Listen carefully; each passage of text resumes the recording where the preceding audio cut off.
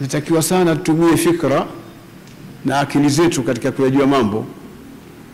At-tafakkuru saa khairun min ibadati sana. Kufikiri mara moja tu, saa moja manake mara moja, kitambo kimoja. Haina maana saa moja kwa maana dakika 60. Sio maana yake kwa hapa. Maana yake ni kwamba kufikiri katika kitambo kimoja ni bora zaidi kuliko hata ibada ya mwaka mmoja. Linganisha maneno hayo kwamba kutumia fikra mara moja ni bora zaidi kuliko hata ibada ambayo waweza ukaifanya wewe kwa mwaka mzima. Kwani kufikiri kuna faida gani mpaka ikawa namna hiyo? Mpaka ishinde kule kufikiri kushinda ibada ya mwaka mzima? Ni kuonesha umuhimu wa kufikiri ambao unamrudisha mtu katika kuyafahamu mambo uhalisia wake. Yamekuja mara nyingi katika Qur'ani kwa sigha ya ghaibu na ya khitab. Yesu Mungu anasema afala yatafakkarun.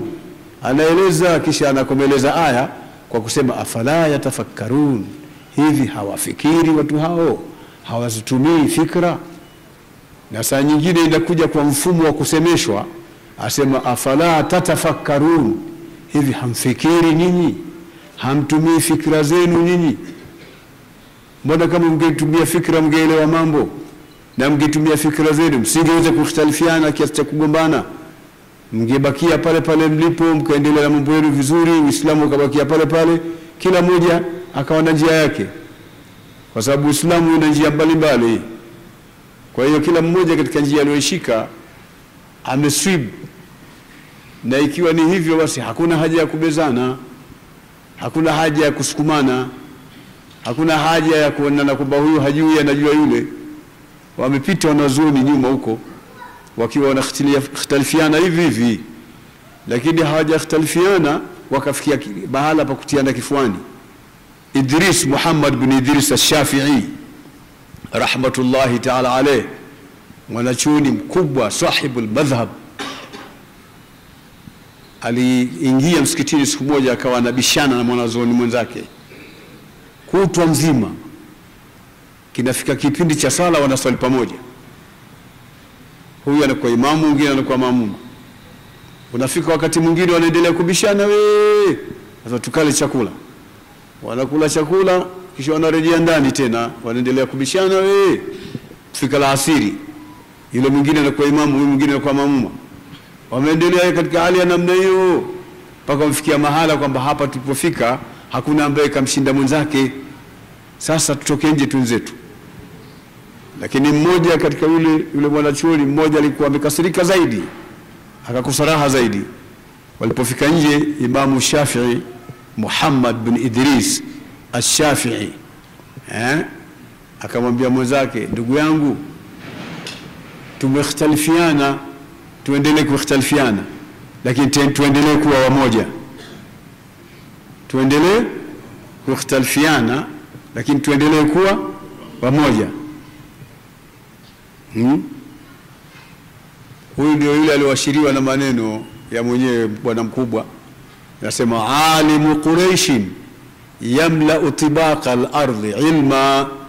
Unajiana zuoni moja la Quraish ambalo litajaza tabaka za ardhi kuzijaza elimu.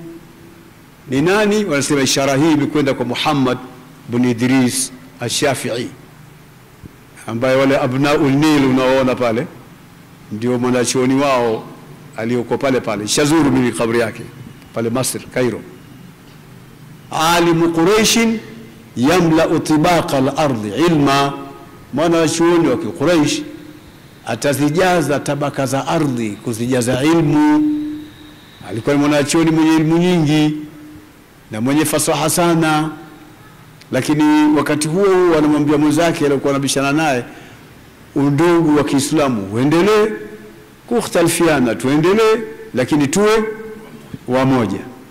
Hayo ndio yatakiwayo kwetu sisi Waislamu, tuendelee kuwa wamoja, tuweze kutengeneza mambo yetu vizuri, tuweze kuujenga Uislamu wetu, tuweze kuwafundisha Waislamu wetu vizuri dini sahihi kwa mafunzo yaliyokuwa sahihi, na tuweze kuwasimamia vizuri katika masuala mbalimbali Uislamu una masuala mbalimbali ambayo yanatakiwa yawepo.